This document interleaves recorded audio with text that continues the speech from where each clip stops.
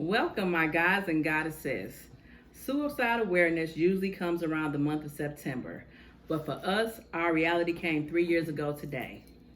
Today, we would like to use our platform to not only bring awareness, but to encourage someone who may be on the verge of giving up. Life is hard.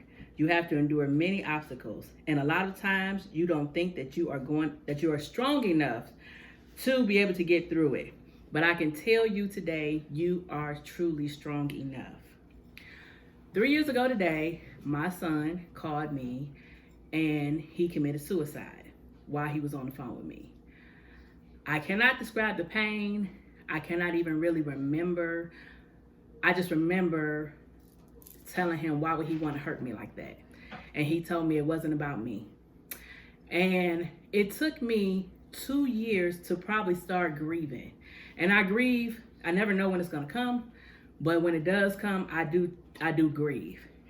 When I think about it, the steps that led up to it, it was a lot of warning signs that I probably overlooked because I didn't think it was going to happen to me. My kids, we always had a very open relationship. They were always able to tell me whatever they wanted to tell me. But the one thing about my boys is they never were able to tell me when they were hurting. I remember an incident where my son thought he had a girl pregnant, and the girl lied to him and ended up having a baby, and I heard my son cry. And it hurt my heart so bad that I didn't know how to help him. And from that moment on, it just seemed like he just kept falling deeper into a depression. He went from not taking care of his oral hygiene, his hygiene, to staying up all night, to not caring about anything. And then it just seemed like he was right on the right path when he moved to Cleveland, but unfortunately he wasn't, because he decided he didn't want to be here anymore. The one thing that I do know is I don't feel like he really meant to kill himself. And when you and I know that's going to be, people's going to be like, well, why do you think that? You're probably just thinking that because that's your son. No, he came to me and he told me he was just tired and he wanted to go to sleep and he didn't know how to go to sleep. And he felt that would take away the pain for a little while, but he thought he would wake back up. A lot of times when people commit suicide, I don't really think that they mean to do it. A lot of times they don't know how to cut off the pain. And that's what we're trying to bring awareness to today, is how to cut off the pain long enough for you to get your thoughts back together and to not give up. Because let me tell you something, we are all entitled to our rainbow. Storms are not forever. And I am a living testimony, because I know a lot of people thought I was going to give up, but I refuse to give up in the midst of my storm, because I know I am entitled to a rainbow. So today we have, of course, Queen Cheryl. Hey, everybody. We got Queen V. Hey, y'all. We got my daughter, my Queen Maisha. Hello. We got my dad, King Leroy. Say hey, Dad. Oh, hey. Mom, introduce your guest. And we also have King Ma'a Kamekanu. Mr. King Jerome, and then we also have the whole team here, because this is just not my problem. We all took a very, very, very hurtful loss. Trey meant something to each and every one of us, and so we just want to bring awareness. We don't want his death to be in vain. We want to be able to help somebody else who is on the verge, or who has thought about it, or who might be thinking about it. We want to give you some answers and some comfort to let you know that there is a rainbow at the end of this storm, no matter what you're going through. And I just want to say one thing. I had a guest that I wanted to bring with me today who had tried to commit suicide. And they said the reason they didn't want to come is because they thought people was going to judge them if they knew their story. We have to stop judging people for what lifestyle they choose to have. And we have to let people know it's okay. It is okay. If you have a drug problem, it's okay. Let me be your friend and help you get off drugs. If you are an alcoholic, it's okay. Let me be your friend and go to some AA meetings. Stop putting people down, because that is one of the reasons why people feel like they have no other out but to give up. We have to let people know that it is okay to feel however you're feeling and be supportive. That's their life. We ain't got to live it. Stop allowing naysayers to control how you think you're supposed to feel. Honey, if you feel that's how you want to be, then be that way. But don't give up. Don't give up. Don't give up in the midst of your storm. Some of the reasons why people decide to take their own life: depression, sexual orientation, because they feel like people are not going to accept what kind of sexual orientation they are, financial problems, bullying, legal problems. I know of a person whose 10-year-old son committed suicide. And I know people are saying, what could a 10-year-old be going through that bad to want to commit suicide? But I remember when I was 10 years old. I don't know if you remember when I said I was going to kill myself. I remember. And I had mixed some dye and some other stuff in a cup. And I took a whole bunch of pills that I didn't know but they was vitamins. But I took them. She didn't know. But see, and that's one of the warning signs of suicidal people. They talk about suicide, and now I'm one.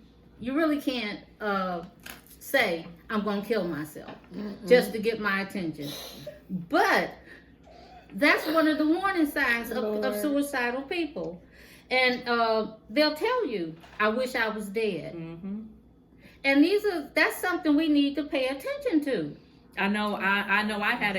I had an incident on New Year's Eve when I called my mother, and I was there. I just told her, I said, I wish I can take Trey's place, because it just seemed like it would be so much easier. I feel like I was cheated. My son would have been an amazing father. He didn't get to have that. He would have been an amazing adult. He killed himself at 21 when life just started. Go ahead, baby. I want to talk about the time my other brother tried to commit suicide. So this is the second time we had actually been through this. The difference between the first time and the second time he actually died. But the first time, my other baby brother, Michael, shot himself in the chest. I think it was like 2 inches or an inch away from his heart. And the bullet collapsed in his lungs and everything, and he had to go through rehabilitation in the hospital. But I'm saying that to say, you never really know what nobody's going through. It could always look perfect on the outside, and then just like at any second, it could just be over. Yeah, because we really thought Trey was in a good place. He had moved back to Cleveland. He had bought a car. He was doing good for himself. He had got a job. Nobody knew that he was where he was at until he did it. None of the signs. When he was still at home in Georgia, I would have probably suspected that. But when he went to Cleveland, his whole attitude had changed. But the one thing I'm going to say is we need to start reaching out to people that we care about. Yeah, man. We need to start checking on each other, because we never know, that one phone call might be the phone call that will push them back off of the ledge. We need to start checking on people. You say you love us, we say we love you, then call us. Support us. Let's support each other. You know, the other races support each other when we don't. And we're the strongest race ever, and we don't support each other. Yeah. Back in the day, when I remember stories about when my mother said they used to grow up and the neighbors used to watch each other's kids. And if the neighbor seen you doing something wrong, the neighbor would whoop your behind and then tell your mama they whooped your behind, and you'll get another whooping. Where's that at? Where's the unity at? We too busy out here killing each other and disrespecting each other and want to be better than each other. We need to unite as a race, because we are so strong and we're so powerful. And we need to stop allowing the naysayers, the world, to destroy us. Yeah. Because that's all it is. It's other people that's destroying us. People. We are destroying each other. We are, but it's because of the society. Go ahead, Dad. Pain. People don't know how much of that cause you to want to hate yourself or to feel sorry for yourself. I've been in AA for 28 years, uninterrupted. I did crack in the basement trying to hide from my kids that they all knew what I was doing, but they was there. I went in the hospital just recently for COVID-19. I've never seen a supportive family as I have from all of my children. When I needed love, they was there. And I had been where I didn't know nobody gave a damn about me. But they have told me many times, Dad, what you was telling us when we was growing up, it's stuff. I had tea over to my house the other day, last couple of weeks ago, and he said, man, everything you told me had stuck. Alicia, when she was younger, I offered her some money to fix her car. And the old man didn't want to accept it. He didn't want to accept it. She said, Dad, this ain't on me, but you told me to stand by my man. So I did. Although he wasn't the one. See, my grandson had a lot of that on him. Yeah. A lot of the type of father he was. Yeah. And he felt like, but he wasn't. Because them women that's over there now talking is very supportive of that king man, that king child. When they say you got to be grown or an adult, which one do you choose? Well, I was grown at 18. I didn't become an adult until I was almost 40 years old. For That real. sounds crazy, but that's the truth. I don't have no shame in my game today. I've been telling like it is so my kids know that they can be faced with this. I got wonderful children. And when they talk to me, they make me feel wonderful that they are my children. They were so supportive. I was laying up in the hospital, thought that here my right hand to God, I was about to kill myself. I felt like I was going to die. I told God, I'm just not ready yet. And my kids prayed me back. I mean, a lot of times I talked to them individually and I had tears in my eyes. And they got a supportive mother. They are supportive mothers. All of them, you should see how my daughters raise their kids. You should see how my sons is with their children. I mean, each and every last one of them. You tell me somebody's proud. Now, I lost my grandson, and I was trying to hold on to him. When he came up yesterday, man, come see me. But he was in so much pain. He didn't want another man to see his pain. He didn't. Nope. Nope. He had too much. He had so much pride, and you have to drop that pride. You got to drop all that to get love that you need.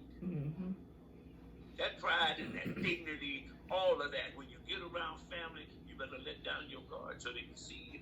That's right. So they can feel you. And that's I my don't know you hurt. Because I put on the front. and that's my next thing. You gotta talk to somebody. You gotta let it out. It is okay. Don't talk to somebody. You gotta let that guard down so they can see you. You got to be wanting to be seen. You got to be transparent. Yeah. You got to let somebody see you. Well, you know what though, Dad? It was crazy.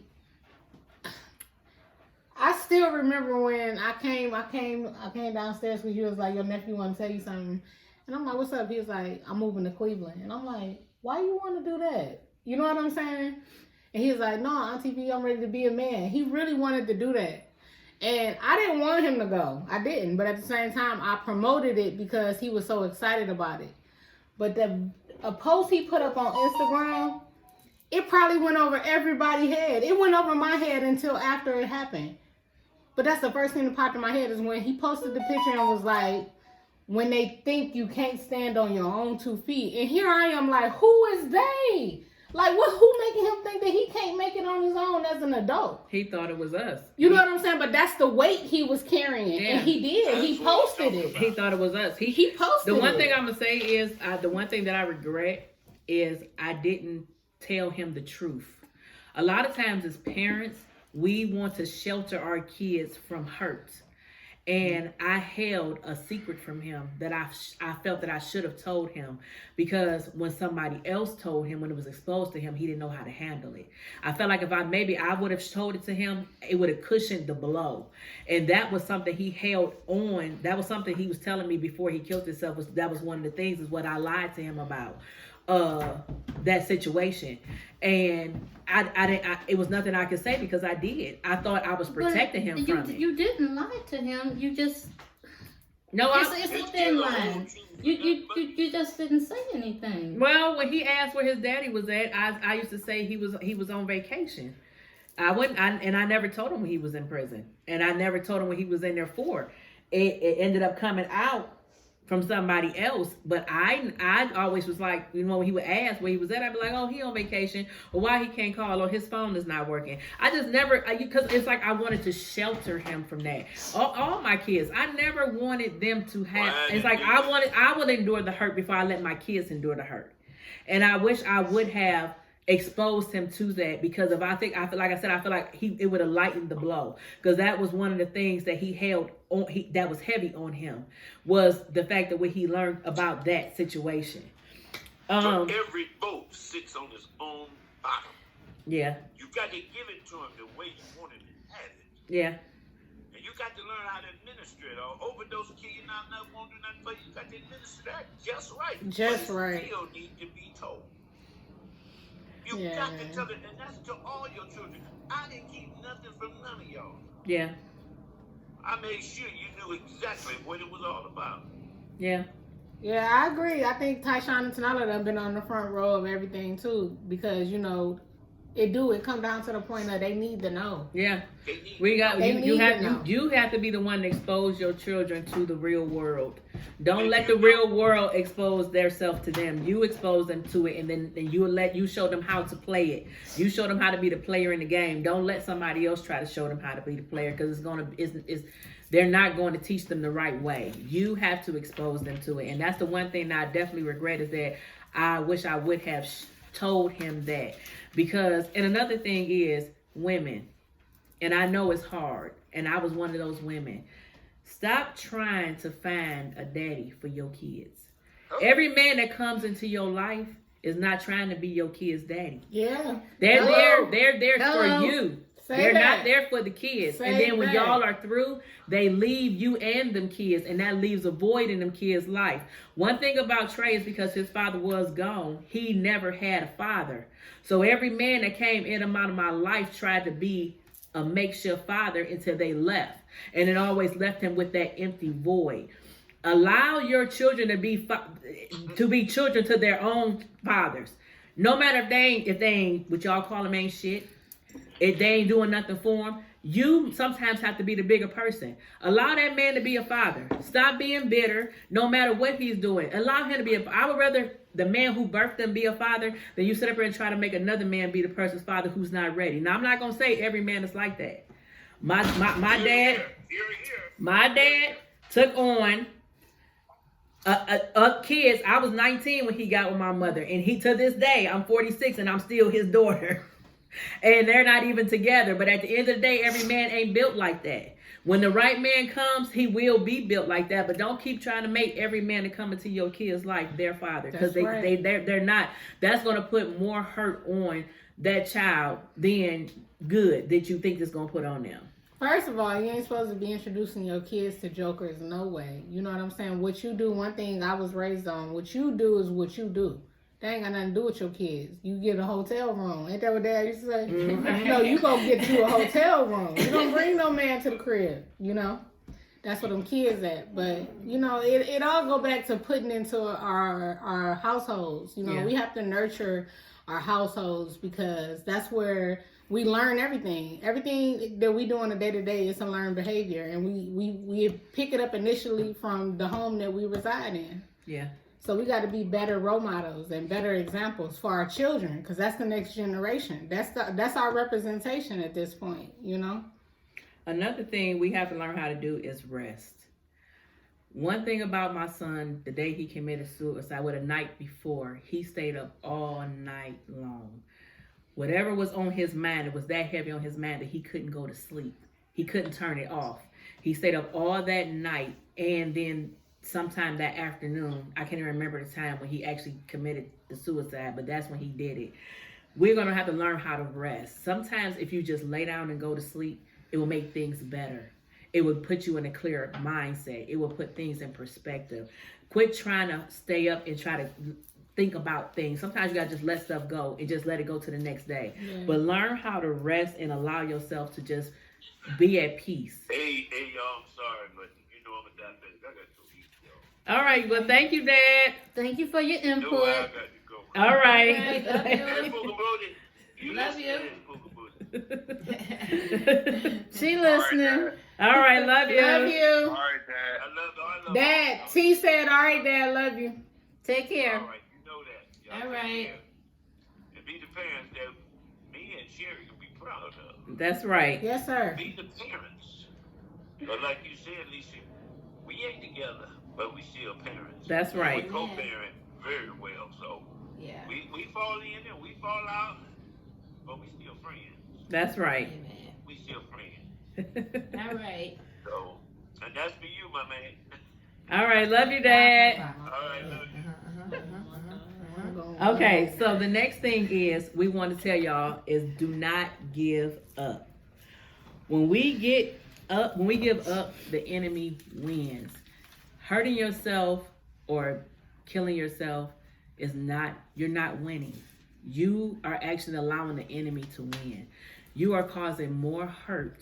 And I know this is selfish because, and this is one thing, like I said, when my son got ready to kill himself, I said, why would you want to hurt me like that? He said, it ain't about you. The hurt wasn't about me. The hurt was about him. But he didn't realize how much hurt he was going to put on me once he was gone. So we have to definitely learn how to not let the enemy win. And sometimes give yourself a reason for living. Even if you can't think of anything else, think about the hurt that you're going to leave on your loved ones. My son, I know he knows how much I loved him. I don't know if he knew how much everybody loved him. But he definitely, but I just want to let him know that he hurt a lot of people. He disappointed so many people because so many people was rooting for him. He was the favorite big cousin. He loved on all the kids. He was my grandbaby's Uncle Buddy. I think what it was is that he didn't feel like he had anything of his or like to live for. You know, like everybody has kids. Yeah. Or somebody has a significant other. Or, you know, it's just like he didn't have that. Like most of the girls was doing him wrong. He didn't have any kids. You know, sadly, we don't really have a lot of friends like that because I guess it's just of where we come from. You know, you really can't trust a lot of people, but family. So we always have family, but he didn't have nothing of his own. And let me say this, females, y'all females, and I know plenty of us have did it, and some of us have not, and we know somebody who has. Stop lying to these men and letting them think that y'all pregnant or they got a baby on the way and playing with these guys. And let me tell you something, men don't know how to deal with hurt like we do. No. We get hurt, They don't. we cry, we break up stuff, and then we right back to being in love again. Men don't know how to deal with that because they wasn't conditioned like that. They were conditioned to be tough. They were conditioned to be warriors. They don't know how to deal with pain. My son thought this girl was pregnant. This girl she was coming around. She was telling me, she was showing me doctor. We thought she was pregnant. We thought she was having a little girl, even though she had played with his feelings before. And I told him, Trey, don't give her another chance. He gave her another chance because she had another baby that he had done taken a stepfather role to. So when she came, she was pregnant, and he thought it was his. And this girl had a whole baby. It was a little boy. It wasn't even a little girl. And she had the baby 3 months early. And when I say I heard my son cry, I heard the hurt, and it was nothing I can do. He cried to me too. It was nothing, and I felt so bad. I wanted to hurt her. I wanted to hurt her because who are you to hurt my baby like that? But it's just, I really feel like you're right. If that girl would have had that baby, he wouldn't have gave up because it would have gave him a reason to live. He felt like he needed something. He needed something to love. He needed something to love. Of his own, like something that came from him or that was his. Everybody has something. People have kids. People have significant other, marriage, or whatever the case is. But he didn't have that. He felt like he didn't have a dad. He used to always say, well, Maisha and Eric. Everybody else know their daddy. But I don't know and mine. Then we all having kids. Everybody having relationships. My mom, she's having relationships. So then it's like he's just here. Yeah. And yeah, he has times with his nephews and his cousins, but then they still got to go home. Yeah, to their parents. But y'all missing it. He had a huge heart for love. Because he loved so many people, but he didn't love himself. Yeah. And that's what I'm saying, you guys. Like, it comes down to self-care, self-love first. Because that boy's heart was beautiful. First. How he loved on my kids. Yeah. They didn't look at him like no cousin. They looked at him like that's their uncle. Right. Or that's their big brother. You know what I'm saying? You know what? People look at depression as the end of the world. Yeah. And it's not. It's not. It's temporary. It is. It is. Very much so. It gets better. It does. And that's why I try to tell people. My whole thing is I tell people, you're going to get a rainbow. I'm telling you, I have been through some stuff. I have. And look at me. I am not giving up because first of all, I'm too stubborn to give up. But second of all, is I'm not going to go through all of what I'm going through and not get my glorification. Right. I'm not. What did I tell you? When you was like really, really sad and everything, going through changes and stuff, what would the world be like had it been deprived of you? That's what she told me. And that's what I took. I was like, you know what? She said, how selfish would that be for the world not to have experienced you? But what if your glorification is you reaching all of these different people and experiencing a side of yourself that you could have never even imagined? I always tell people that I know God takes me through things because he wants me to be able to tell a testimony. It's somebody out there that needs to know that you're going to make it. It's somebody out there who's lost a child and don't think that they're going to be able to live past that. Honey, let me tell you, you can. Yeah. I didn't think I would either. Let me tell you something. When we was in that hospital and everybody was sitting up there loving on me and Leisha, we're going to be here for you. We're going to take care of you. This and that. Let me tell you what was in my head. These MFers just don't know. When I go back home, I'm going to kill myself. And I promise you, that's what I was thinking. I didn't care what everybody was saying. Oh, we're going to be here. Oh, my God, this is and that. I'm like, yeah, y'all don't know. When I get home, I'm killing myself. That is a pain. I would not wish on anybody. One of the worst things I heard that day that my brother did kill himself. I'm not going to say who said it, but a couple people in my family told me that they thought it would have been me. They thought it would have been me. I said it. I said it. I said it. They thought it was me. Said it. I said it. Let's talk about it though. Let's talk about it. Okay, let's talk about it. I said it. Listen, I'm finna finish, okay? The reason why I said it is because I've been through a lot. But I know I have a strong support team. Well, the one thing I say, and I feel like the people around me didn't let me go unaware that I was loved and I am a beautiful person and I should love myself first. And regardless of whatever I've been through, I am still a beautiful young woman and I can be all I can be. What I went through doesn't make me. Yeah. So I didn't have to let what I've been through, my trials and tribulations, make me who I'm going to be for the rest of my life. Well, the one thing I can tell you is when they told me that, I told them, I said, no, Maisha ain't got that much courage. I said, anything Maisha does is because she wants to feel love. She doesn't have that much courage to do something like that. That takes courage. Let me tell you that. For you to inflict pain upon yourself. It does. It also takes courage to sit up here and hide the fact that you are going through something. My son did not want anybody to know what he was going through because he didn't want people to talk about him.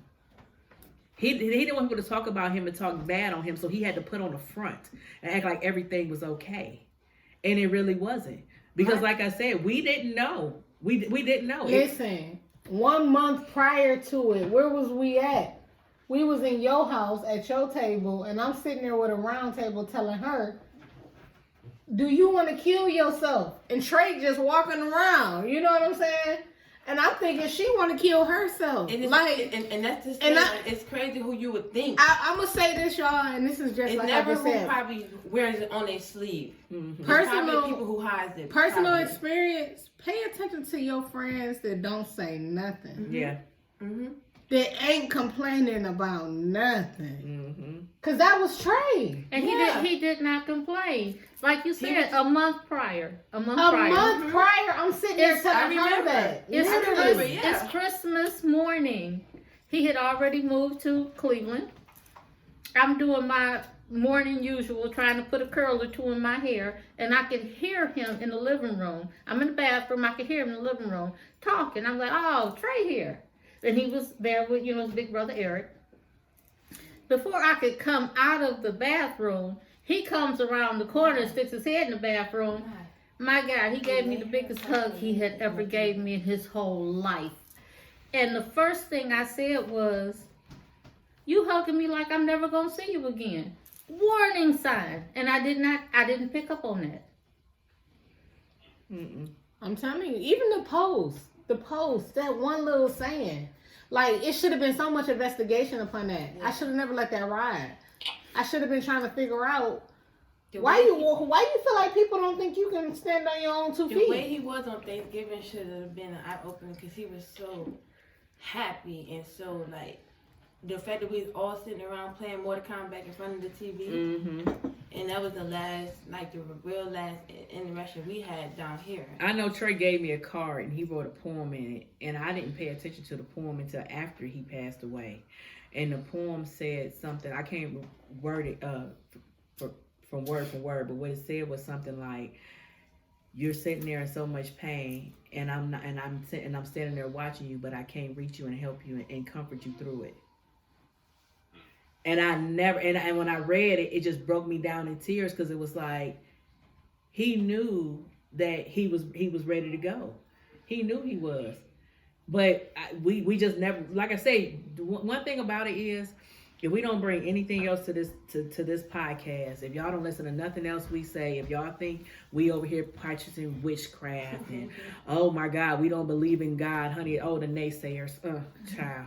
But at the end of the day, if you don't listen to anything else we say, we definitely want to not have anybody else experience the pain that we have experienced, because we miss Trey every day. Mm-hmm. Every day. Every single day. Every day. And it's just something that you don't want to have to say, what if I would have? So we're going to tell you what you can do to possibly stop it or catch it early enough to help somebody, because that's something that you just don't want. You don't want somebody to feel like they have to give up. We have enough people out here killing us that we sit up here now we feel like we got to kill ourselves. No, we don't. I'm gonna say it's okay. It's okay to reach out. It is. It's no matter if you come in kicking and screaming, you come in yelling, crying your eyes out. It's okay. And sometimes some of the conversations you hear is not going to be what you want to hear. It's probably going to make you feel like, oh, this person probably just talking the worst stuff in your life to you. But that's going to help you in the long run. I was depressed. I'm not going to say that I'm 100% okay, but I feel like I'm 50% more better than I was any time in my life. But I have people who I can talk to, and I can reach out to my family. But it's okay to reach out. You don't have to hold everything in. And some people are not going to have the best thing to say to you, but that doesn't mean that they don't care. Right. But you know what, Maisha? Even if you didn't have your family to reach out to, and so many people don't. I have kids too. Reach out to a friend. Yeah. Reach out to a church member. Even call a call a suicide helpline. Them people don't even know you. That's right. You can call them if you don't want your family to know, because and I understand. I truly understand. We are in a way better place than when we was 20 years ago. Yeah, man. And let me tell you that, because we have been through some stuff that has taught us that we have to change us as a whole, as a family, because it shouldn't be that somebody in our family is going to kill themselves and nobody knows this. So we have changed ourselves. We have changed ourselves, and we have learned how to be more family orientated. So so we have to learn how to stop talking about your family members. If your family members are going through something, see what you can do to help them. See what you can do to help them, and not just sit up here and talk about them. That you talking about them is going to make things worse than what it is. Lend them a helping hand. If they house nasty, what you doing? Go get a broom and a mop. If they hungry, if they kids ain't got no food, go bring a bag of groceries and sit down and have a conversation with them. But stop talking about these people are your family members. They got enough people talking about them. You ain't got to talk about them. You ain't got to add on to it. Okay, Ma, and I know you got some things over here. What you want? I'm so sorry. No, that's okay. It's like, Because, we've talked about the signs of suicide, what we can do to help a person that's suicidal, and the aftermath of it. We are the aftermath of suicide. Yeah. I mean, we are. And and the same thing applies for us. Just like, and I don't even know, I wasn't in Trey's head. Even if he had felt like he couldn't talk to anybody, everybody in this room sitting here in front of this camera, everybody that's sitting off to the side, everybody that's in their bedroom, we all know, no matter what the subject is, we're gonna say something. Oh yeah. If it makes somebody mad, yeah. Yes. If And you if you don't that like for a it, fact. no matter what it is, we gonna say it from this day going. Well, from that day, From that day. 3 years ago going forward. I don't care how it make you feel. We about to address it today. To Yeah. have me here, I'm the granddaughter, the daughter, and the niece of all three of these ladies. And I can tell you from firsthand, they're not going to say the best thing. Trust me. But I have grown into a real wonderful woman. Because we try to give it to you straight up, no chaser, because society gonna give it to you worse Yeah. than that. Even with my own children though, like they get it raw. Yeah. Raw and uncut. Raw and uncut, because the world ain't about to serve them no justice. None. So I need their skin to be tough, but I need them to also be knowledgeable.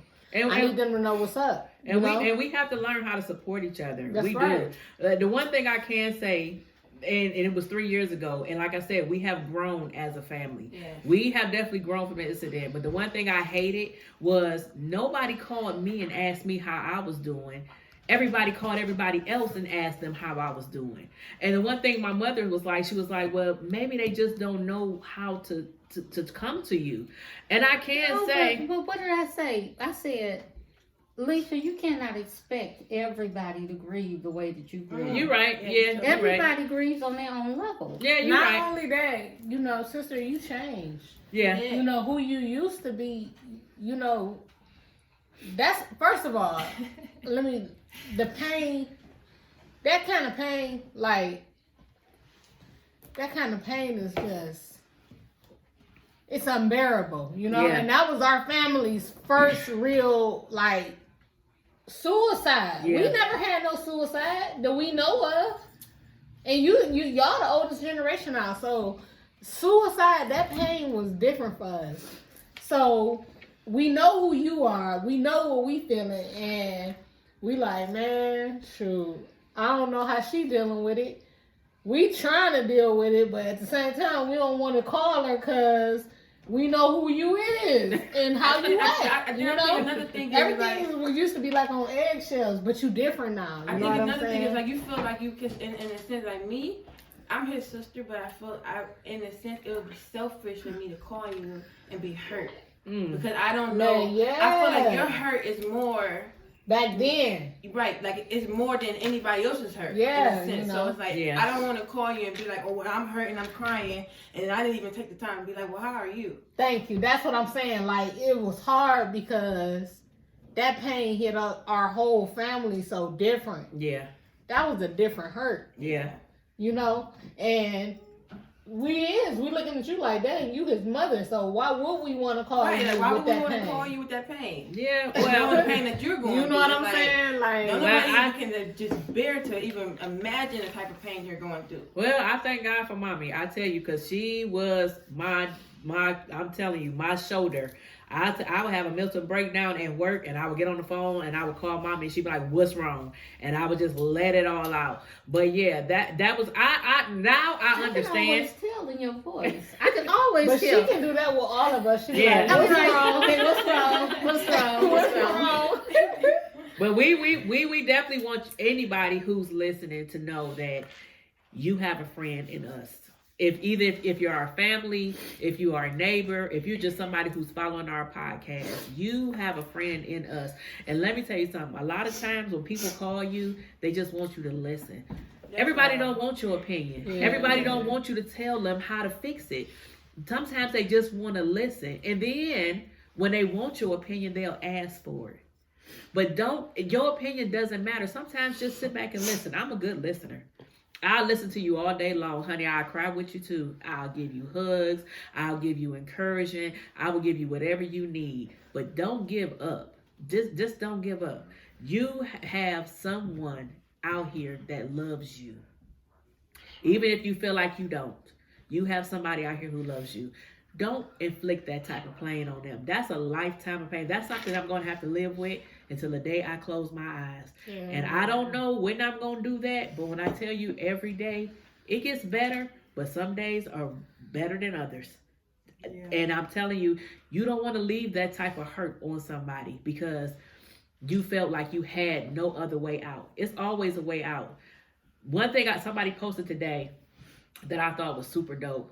They said, sometimes people give up because they keep trying the keys on their key ring and it won't work. Sometimes it's the last key on the key ring. Mm-hmm. Yeah. Don't give up before you try the last key. Yeah. Don't give up. Honey, let me like I say, I am a living testimony because I know people are looking at me and it's like, how is she still this? Because I refuse to give up. I refuse to let my baby die in vain. I'm going to tell his story. I'm going to tell his story. And I'm hoping and praying that his story reaches somebody else and encourages them not to give up. But he's not going to die in vain. Not before I die. He's not. I'm going to tell it. I'm going to tell his story. And if I can help you in any kind of way to help you to move past that storm, let me be your umbrella. Maybe you tired of holding it. I'll hold it for you. What do you think, Ma? Well, first of all, I want to say greetings and thank you for letting me be a part of. We always welcome you. We always welcome you. I love your intelligence. I love what you bring to the table. I tell my mother that all the time. I love how you love on my mother. I thank you for how you love on my mother because she deserves it. Thank you. Look, I'm getting ready to get emotional. Okay, but We understand. I really appreciate this, but I'm going to tell you, Trey is there right now. Okay, and what happens when people start crying when they're thinking about that person that they lost for whatever reason? That person is there. That person is around them right there. Okay, but I just want to say that you ladies are all strong, and the gentlemen that are there too are strong. All you kings and queens are strong. Okay, you have to have the will to go on like you did, Alicia. You have the will. That's why you're going to be going places. So are you, Val, and so is your mom. Okay, she is a very, very great template for you two queens. Okay, and I admire her so much. She is such a strong person. She has a beautiful personality. And you can see it in you ladies. You ladies are definitely queens, okay? And I admire you ladies. But I just want to say that continue to be strong and have the will. He's okay. He's happy. He's happy right now, okay? Because his family got together to bring praise to him. So that's the way that you heal. You have to keep uplifting him and anybody else that goes through this. You have to do that. That's what makes you strong. And see, you have the will to keep going, Alicia. That's why your business is going to be very, very successful. I already see it, okay? I know what the ancestors already telling me, okay? That's why I give you praise all the time. And thank you for those, your products. They're tremendous. Thank okay? you. And you keep doing what you're doing. The same thing with you, Val. You got talent. All you ladies got talent. You got that talent from your mom, but you also got the talent from when you had in a past life. That's why you're good like you are right now. Thank you. So, Ma, tell the people about some of the crystals that will help them in the midst of their storm. Okay. All will do the same thing. This is ruby and zoisite, crystal quartz, amethyst, Apache tears, which is so dear to me because this is like a family thing here. Smoky quartz and iolite. All of these stones do the same thing. Mm-hmm. The same thing. They will help you process grief. And what I mean by, oh, I forgot. Rhodonite. These are stones for grief, stones to heal a broken heart. They'll help you to process grief. And what I mean by process grief, a lot of times we go through very painful situations and we grieve, but we don't know how to move past the grief.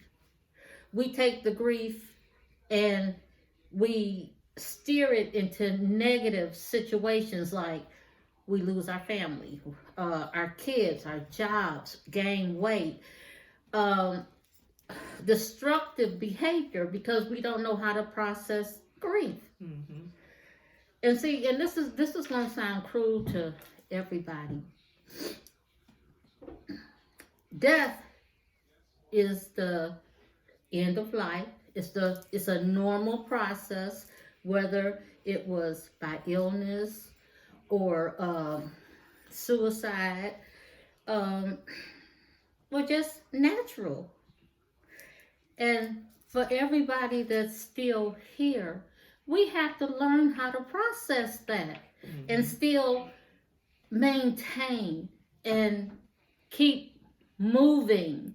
Yeah, moving on is going to always be hard. We will never get over Trey. We will never forget him, ever. But we have to take him with us and move forward with him, with us. We have to do that. I think one of the best advices that my mother gave me, because after I came back home, I went straight back to work. I didn't take a time to grieve. I didn't take time to just collect my thoughts. I had to stay busy. So I went back to work. Honey, I was going to work in house shoes, pajama pants, hair all over my head. And everybody who knows me knows that I'm a diva. And to go to work like that, people was looking at me like, okay, yeah, we know she's going through something. I called my mother, and my mother told her, she said, honey, I know this is going to sound harsh, but I got to tell you this. You didn't die. Trey did. You're still living. You didn't die. You got to keep on living. And that was harsh. And I cried. It's oh my harsh. God. It's It harsh. felt like she just ripped my heart out again. But it was something that I had to hear, because for him to have died, I have to keep living, because that's the only way I'm going to be able to bring acknowledgement to what he was going through. That's the only way I'm going to be able to praise my baby every January 31st and every May 21st. And that's the only way I'm going to be able to keep his memory alive, is if I keep living. But if I die, then he dies with me. Then I'm going to have to pass the buck on to somebody else. I'm his mother. He's my responsibility. So that's my job. So I'm gonna keep living, not only just for him. I have 3 other kids that are still living. I have grandbabies. I'm about to be a grandmother of 10. So I got to keep living, not just because and it hurts. It hurts to keep living. Let me tell you something. Today, every day, every year on this day, I relive that day, and the same pain hurts the same way every time. I couldn't breathe today. My head was hurting. It felt like somebody had snatched and all it took was for somebody to ask me, "Are you okay?" And as soon as they said it, it just brought back everything that happened that day. But I'm not going to not live. I'm going to grieve, but I'm going to keep on living because I got to live for my baby. I got to live for my baby. Somebody out there is about to take their own life, and they going to hear this message, and they going to say, you know what? Queen Alicia, Queen Cheryl, Queen V, Queen Maisha, King Jerome, they said, I got a rainbow entitled to me. Maybe I'm going to live one more day just to see if I'm going to get that rainbow. It's there. It's there. That you are entitled. I'm telling you, God did not create us for us to be hurt and depressed and to kill ourselves. He wouldn't even have took the time to create you if that was the case. One thing for sure, everything that we go through is preordained, meaning that it was already orchestrated. So if he brings you to it, he's going to bring you through it. Yes, and you're going through it. And you're not there in it. You went through it. You went through it. Keep on going. Keep on going, honey. You done made it through it. And another thing that I used to hear growing up was like he gives his toughest battles to his strongest soldiers. So just think, instead of thinking about all the stuff you're going through, think how blessed you are to be his strongest soldier. To carry that challenge. Let me tell you something. I got on my knees the other day and I prayed and I thanked God for allowing me to be strong enough to bear my own cross. I thanked him for taking me through what he's taken me through, because that lets me know how much he cares about me and how much he thinks of me, that think that I am strong enough. I'm one of his strongest disciples. Yeah. I'm not a weak one. I'm strong. And yeah, it hurt. It hurts like hell that my baby ain't here. But guess what? He left so that I can help somebody else. God gave his only begotten son so that we all can have life. He gave up his only son so that all of us can live. My son gone, and it hurts like hell. But if I can save 1 or 1 million people, guess what? I can deal with that hurt. I can deal with that hurt. So let me save you. Let me save you. Let us help you. And I don't know the number to the suicide prevention line. I know, but you can Google it. And if you want to, you can leave us a message. I am going to leave our email addresses in the description box so that you can reach out to us. You can follow us on Facebook. My Facebook is Alicia Norris. Yours is Cheryl Thornton. Yours is Valerie Norris. And then it's Monet Norris. You can also follow us on Instagram. You can follow me at theyaintgotnuthinonme on Instagram. I'm gonna leave all this in the description box. But like I said, if you can't email us, you can Instagram us, you can Facebook us. You can, if you just need somebody to talk to, reach out to us. The suicide prevention number is 1-800-273-8255. Say it again. 1-800-273-8255. Call somebody, y'all. Call somebody, and if you email somebody, message somebody, knock on somebody's door. Pick up the phone and just make a mistake and call somebody. And if you on the other end of that call, y'all, keep that person on the phone. Talk to them until you talk to them. Let them talk. Yeah, listen. You know, let them cry. Tell them it's gonna be okay. But just let them talk. Sometimes people just need to talk. Sometimes people just need to cry. Yeah. And let me tell you something, guys. It's okay.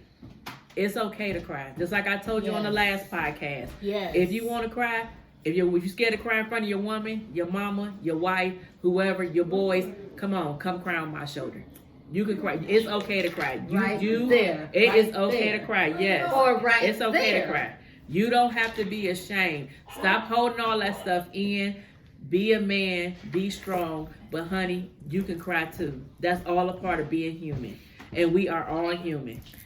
So we thank you for being a part of this wonderful podcast. We call today Trade Day. Every January 31st is Trade Day. And this time we wanted to bring awareness to suicide. And we hope that we were able to touch somebody and bring some encouragement to somebody that may be going through it, that may have went through it. You are not alone. And we just want to keep preventing it. We just definitely want to keep preventing it. So we love you guys, and we will see you next time. Please watch the after this podcast. I have a video on the end of this podcast of my baby. He was at a church and he was speaking. So we want you to go ahead and see a part of what we love and that we miss him so much and we just love him. So thank you guys. Love you. Peace. Love you. And well, can somebody can somebody give me the definition of faith? Amen. The belief in the evidence of things hoped for and the belief in things not seen. Well, that's good. That's good enough. Amen. Well, my faith is, I came here to talk to everybody, tell y'all how, my faith led me here, and come and talk to everybody and explain how Take your time. just explain how thankful I am, just to be up here to talk to everybody and let everybody know my story and how it led me here. And so I came from Cleveland, Ohio. I've been there. It's kind of rough up there for the people who know about Ohio. And I moved down here when I was 12 for better opportunities, which at first didn't seem like it was gonna come to light. But my faith stayed strong with my mom and my parents and my sisters and my older siblings, and we actually decided to evolve and we started doing better things, and just out of nowhere, God blessed us with so much, and I was just happy to, see how much He thanked me and blessed me. And a week ago, my mom had a stroke, and it was hard on us. It was real hard on everybody. But my faith stayed strong. I didn't stop praying. I didn't, turn my back to nobody. I had everybody with helping hands, helping arms, and I thank everybody for that.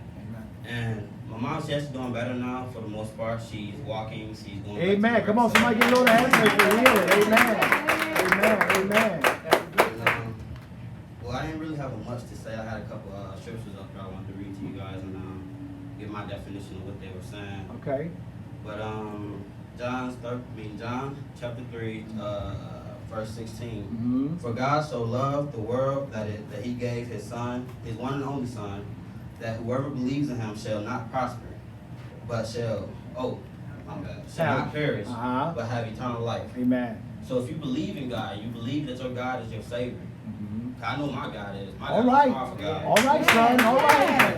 If you believe in God and you believe God is your Savior, then you should live in eternal life through Him. Your soul should be eternal in Him. But if you do not believe in God and you do not pray every day, just because you come to church don't mean that your faith is strong. All right. If you All don't right. pray and you don't, ask God for forgiveness and, do what you're supposed to do in life. Don't worry about what everybody else is doing. Just focus on what you got going. All right, son. All right, son. When you start to focus on everybody else and what all everybody else is doing, you start to lead and you get off on the wrong track, and you can't.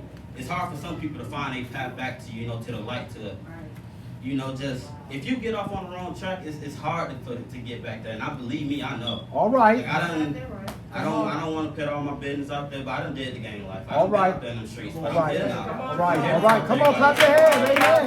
So, I know if I can make it, my parents can make it, the youth can make it. Y'all still got a long road ahead of y'all, so I know y'all can make it. Amen. Like, I see people my age out here in these streets, and they ain't really doing much. Right. Like, y'all out here, and I'm out there doing lawn care, but they out there on the block, and they think they out there making more money because they making that fast money. But that fast money ain't no long money. All right. You gotta have that slow money to build your money.